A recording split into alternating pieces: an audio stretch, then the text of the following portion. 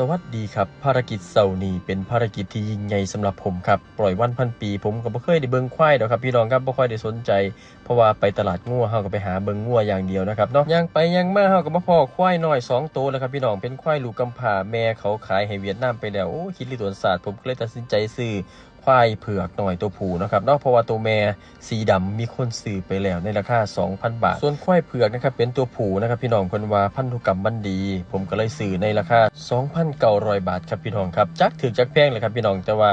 แฟนของผมเพิ่นมานำมื้อนี้เพิ่นไปเห็นเพิ่นไปถือชะตาจังไดบุเพิ่นก็เลยตัดสินใจครับพี่น้องว่าขอซะไทยชีวิตซื้อให้ได้บ่นะครับเพิ่นบ่ได้อยากได้ iPhone 14 15 16 17ดอกเพิ่นอยากได้ควายน้อยตัวนี้เอาไปเลี้ยงแล้วก็ถือว่าเป็นการซอยชีวิตแล้วก็ไทยชีวิตควายน้อยตัวนี้ครับเสร็จสับเรียบร้อยผมก็ให้อายเพิ่นเอามาขึ้นรถให้แล้วครับพี่น้องครับเพิ่นก็ใจดีๆนะครับเนาะ ในระหว่างทางกลับนะครับบุญนากะนอนมาอย่างเดียวนะครับเนาะจนมาหอดสีต้นฟาร์มหอดบ้านผมก็เปิดท้ายเอาบุญนาลงมาแล้วก็อาบน้ำให้เพื่อนเพราะว่าเพื่อนนอนมานำรถเนาะครับ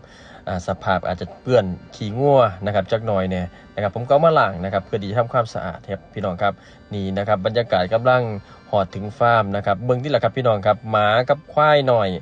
ตัวซ้ำกันเลยนะครับเนาะนี่นะครับตัวซ้ำหมาอีหลีครับทุกคนมาเบิงนะครับพี่น้องกับมาเบิงนับกันนะครับพี่น้องครับนี่คุณยายหลานหน่อยลูกสาวลูกชายผมกับมาเบิงควายหน่อยน้ำกันพอดีใจหลายนะครับพี่น้องว่าสื่อควายหน่อยมาให้เพิ่นนะครับเนาะเด็กๆก็มาดูนะครับแล้วก็มาถ่ายรูปกับควายหน่อยนะครับเนาะหลังจากนั้นผมกับ15พี่น้องเอาควายหน่อยตัวนี้แหละครับผมไปไว้อยู่หน้าเนาะครับเนาะเพราะว่าอยู่ในฟาร์มนะครับจะมีเฉพาะวัวนะครับส่วนอยู่หน้าจะเป็นฟาร์มควายนะครับเลี้ยงควายไว้นะครับแม่ผมก็น้องสาวกับพากันเอาควายขึ้นรถซาเล้งแหละครับผม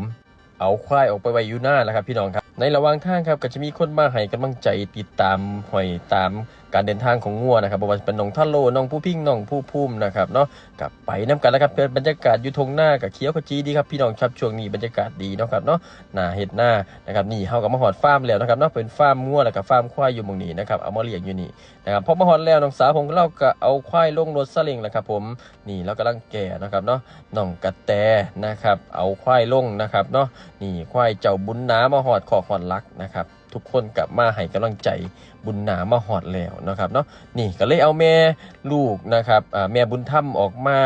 นะครับเพื่อที่จะมาหล่อเอาครับพี่น้องครับเอาเจ้าบุญนา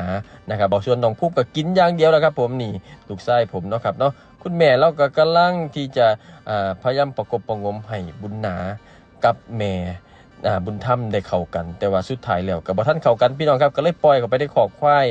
ฟาร์มควายส่วนบุญนากะอยู่แบบนี้นะครับกำลังทำความคุ้นเคยจังใดกะฝากบุญนาติดตามบุญนาได้พี่น้องเด้อ